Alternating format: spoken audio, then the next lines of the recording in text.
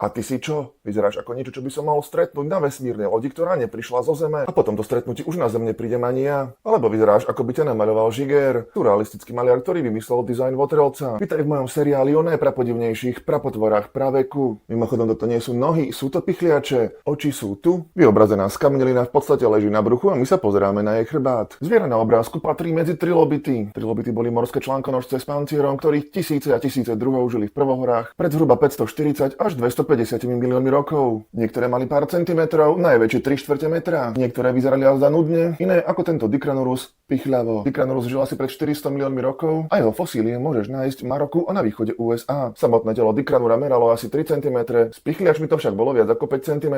A na čo slúžili tieto pichliače? Možno ako ochrana pred predátormi. Podľa iných názorov mu pomáhali nezaboriť sa do bahna, ale keď tak na ňo pozerám, nevylúčil by som možnosť, že jednoducho miloval black metal. Je asi očividné, že Dicranurus patrí medzi moje obľúbené praveké zvieratá. A dokonca som na ňom založil dizajn bohodémona smrti v mojom humoristicko-fantastickom románe Hlasy priepasti. Jeho zobrazenie na obálke prosím ignorujte, nemal som na ne žiaden vplyv. Mimochodom, trilobity boli nesmierne rozmanitá skupina. Existovali nielen trilobity s pichliačmi, ale taktiež druhy, ktoré by som nenazval inak než pichliače bez trilobita. Ak chceš vedieť viac o praveku, hlbinách vesmíru alebo tajomstvách ľudskej mysle, daj mi follow. Inak ťa nájdem a urobím z teba fosíliu.